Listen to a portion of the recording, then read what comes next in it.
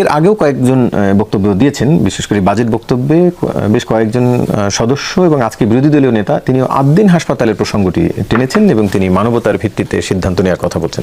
আপনিও জানেন নিশ্চয়ই 6 জন শিশু হত্যার পরে, শিশু মৃত্যুর পরে তারপরে এই হাসপাতালটি বন্ধ করা হয়েছে। আমি একটু জানতে চাই, আমি ঘাটাঘাটি করে দেখলাম 1 বছরের একটি ডাটা, যেখানে প্রতি বছরই স্বাস্থ্য অধিদপ্তর বিভিন্ন জায়গায় অভিযান চালায়। কোনো 1 বছর 2 বছরের আগের তথ্য এটি, সারা দেশে 882টি অবৈধ হাসপাতাল, ক্লিনিক, ডায়াগনস্টিক সেন্টার বন্ধ করেছে স্বাস্থ্য অধিদপ্তর। তো এরকমের ঘটনা নিয়মিত ঘটে। জামায়াতের সংসদ সদস্যরা ভেতরে এবং বাইরে কেবলমাত্র আদ্দিন নিয়ে কেন তাদের এতটা আগ্রহ? আদ্দিন কি জামাত ইসলামের প্রতিষ্ঠান কিনা? আদ্দিনের যে বন্ধ করে দেয়াটা, এটা একটা অন্যায্য বন্ধ করা হয়েছে। আমি মনে করি একটা অবৈধ ডিসিশন হয়েছে, গায়ের জোরে ডিসিশন নেওয়া হয়েছে।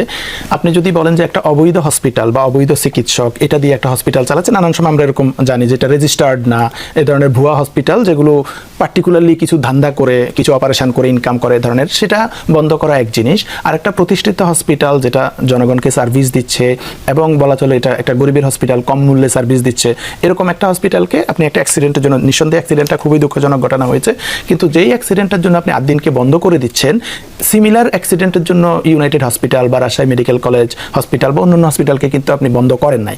তার মানে এখানে কোনো ধরনের আলাপ আলোচনা বা কোনো ধরনের ডিউ প্রসেসে না গিয়ে গায়ের জোরে বন্ধ করে দিলেন এবং মন্ত্রী বললেন যে বন্ধ করে দিয়েছি তো দিয়েছি। বা এই সংখ্যা হয় ইউনাইটেডে সিলিন্ডার বাস্ট হয়ে সেটা আগুনের মতো অ্যাক্সিডেন্ট না, সেটা অ্যাক্সিডেন্ট, এটাও একটা অ্যাক্সিডেন্ট। এখানে যেটা হয়েছে, এটা কিভাবে না আমি বলি, এটা অ্যাক্সিডেন্ট কেন, এখানে একটা টেকনিক্যাল দুর্বলতার কারণে অ্যাক্সিডেন্ট হয়েছে, টেকনিক্যাল ঝামেলার কারণে, যে অক্সিজেনের তদন্ত বলছে যে ডাক্তার এবং নার্সদের গাফিলতি ছিল।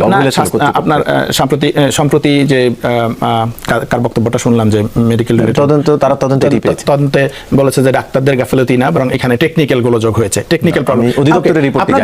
আপনার যদি বলেন যে একটা পার্টিকুলার ডিপার্টমেন্টের গাফিলতি ছিল, ধরেন আমি এটা ধরে, একটা হচ্ছে ধরেন একটা হত্যা আর গাফিলতির কারণে মৃত্যু, দুটোর মাত্রা ডিফারেন্ট।